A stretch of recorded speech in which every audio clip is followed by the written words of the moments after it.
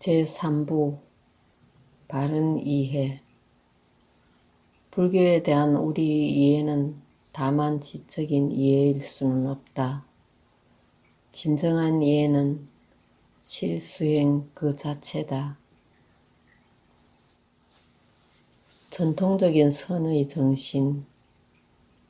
그대가 깨달음을 얻고자 노력한다면 업을 짓고 업에 끌려가는 결과만 만드는 셈이다. 그리고 자복 위에서 시간만 낭비하고 있는 셈이다. 우리의 수행에 있어 가장 중요한 점은 신체적 자세와 호흡법이다. 우리는 불교를 교리적으로 깊이 이해하는 데 관해선 그다지 관심을 쓰지 않는다.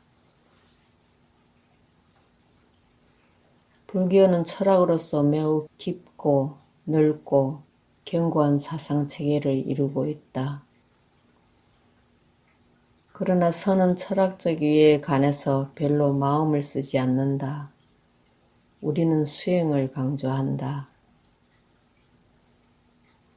우리는 어째서 신체적 자세와 호흡 수련에 그처럼 중요한 것인가를 반드시 알고 있어야만 할 것이다. 가르침에 대하여 깊은 이해를 가지는 대신에 우리는 가르침에 대한 강한 확신이 필요하다. 우리 모두가 근본적으로 불성을 가지고 있다는 그 가르침에 대한 확신을 가지는 것이 필요하다. 우리 공부는 바로 이 신심 위에 기초를 두고 있는 것이다. 달마대사가 중국으로 건너오기 전에 이미 선에 관계되는 일반적인 단어들이 모두 쓰여지고 있었다. 예를 들면 도노와 같은 말이 있었다. 도노란 적절한 표현은 못된다. 그러나 임시로 그 표현을 사용하기로 한다. 깨달음은 우리에게 느닷없이 찾아온다. 이것이 참다운 깨달음이다. 그런데 달마대사 이전의 사람들은 오랜 동안의 준비를 거친 후 갑작스런 깨달음이 온다고 생각했었다. 그래서 선수행을 깨달음을 얻기 위한 일종의 수련으로 여겨졌었다. 사실상 오늘날에도 많은 사람들이 이런 개념을 가지고 선수행을 하고 있다. 그러나 선에 대한 전통적인 인식은 그게 아니다. 부처님으로부터 우리 시대까지 전해 내려오고 있는 인식은 그대가 자선을 시작하면 아무 준비가 없더라도 거기에 이미 깨달음이 있다는 것이다. 자선을 행하든 행하지 않든 인간은 불성을 가지고 있다. 그것을 가지고 있기 때문에 수행 속에는 이미 깨달음이 내재하고 있다. 우리가 강조하는 요점은 우리가 도달하는 어떤 경지가 아니라 우리의 원래 성품에 대한 강한 확신과 수행에 대해 가진 성실성이다. 우리는 부처님이 가지셨던 것과 똑같은 성실성으로 선을 행해야만 한다. 원래 모두가 부처님의 성품을 가지고 있다면 자선을 행하는 이유는 부처님과 똑같은 행동을 해야겠다는 데 있을 것이다. 우리의 수행 방법을 정승하는 것은 곧 부처님으로부터 온 우리의 정신을 전승하는 것이다. 그래서 우리의 정신과 신체적 자세와 행동을 전통적인 방식에 조화시키지 않으면 안 된다. 물론 어떤 특별한 경지에 도달할 수도 있다. 그러나 수행 정신이 어떤 이기적인 생각에 기초를 두어선 안 될 것이다. 전통적 불교 사상에 의하면 우리 인간의 본성은 자아가 없다.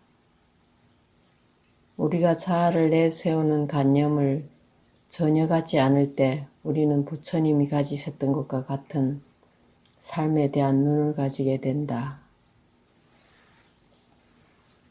우리의 이기적인 관념이 즉 불성을 덮고 있는 망상이다. 우리는 항상 망상을 만들어내어 그 뒤를 따르고 있고 이런 과정을 자꾸자꾸 되풀이하면서 우리의 삶은 자기중심적인 생각들로 완전히 점령당하게 된다.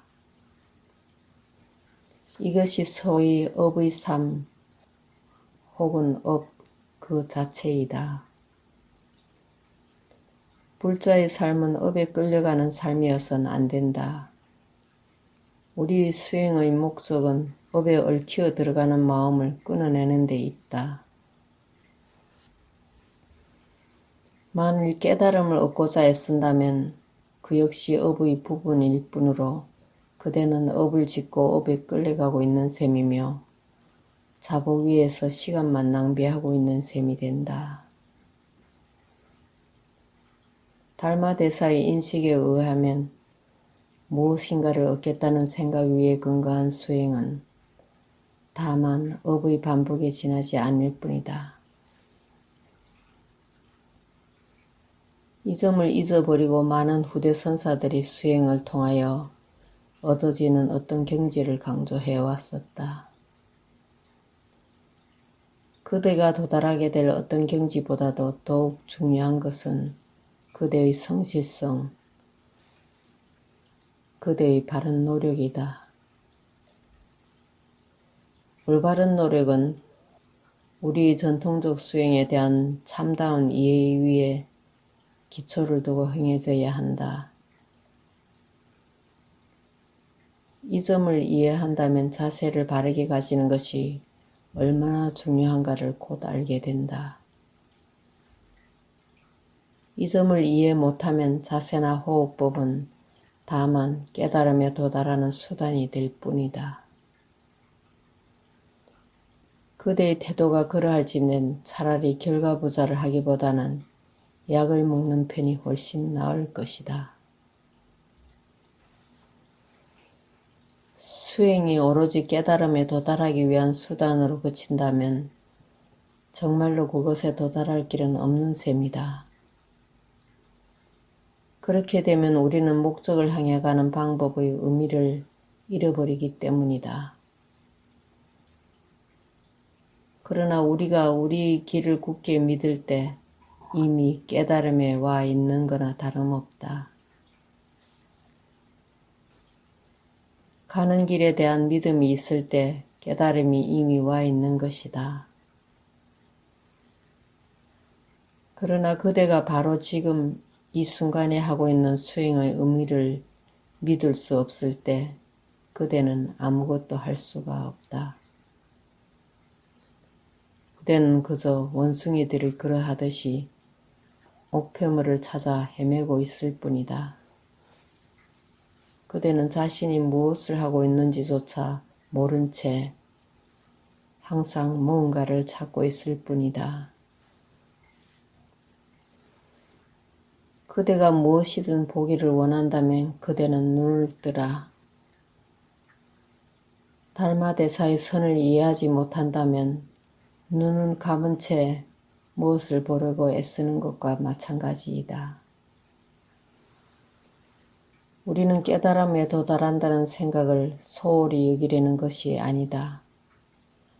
다만 가장 중요한 것은 지금 이 순간이지 미래의 어느 날이 아니라는 뜻이다. 우리는 바로 이 순간에 우리의 노력을 기울이지 않으면 안 된다. 수행을 위해선 이 점이 가장 중요하다. 달마대사가 출현하기 이전에 부처님이 가르침에 대한 연구는 불교의 깊고도 높은 철학을 낳게 하여 사람들은 그 높은 이상에 도달하려고 많은 애를 써야만 했다. 이 점이 잘못된 점이었다. 달마대사는 어떤 높고도 깊은 사상을 만들어내어 자선을 통해 그곳에 도달하려고 노력하는 것은 잘못된 일임을 발견했다. 만일 자선이 그런 것이라면 그것은 우리 보통 때의 행동, 원숭이짓과 다를 게 없다. 그것은 매우 선량하면서도 심오하고 성스러운 행동처럼 보이기는 하겠지만 사실상 그 행동과 원숭이짓 사이에는 큰 차이가 없다. 달마대사가 강조한 점이 바로 그것이었다. 사실상 그 행동과 원숭이짓 사이에는 큰 차이가 없다. 달마대사가 강조한 점이 바로 그것이었다. 부처님께서는 정각을 이루시기 전에 우리 중생들을 위해 뭐든 할 수 있는 노력을 다 해보셨고 마침내 가지각색 방법에 대한 철저한 이해에 도달하셨었다. 혹자는 생각하기를 부처님께서는 업의 굴레로부터 자유로워진 어떤 경지에 이르셨다고 생각할지도 모른다. 그러나 그건 그렇지가 않다. 정각을 이루신 다음에 부처님께서 가지셨던 경험에 대해 해주신 이야기가 여러 가지로 전해지고 있다. 그분은 우리와 조금도 다름이 없으셨다.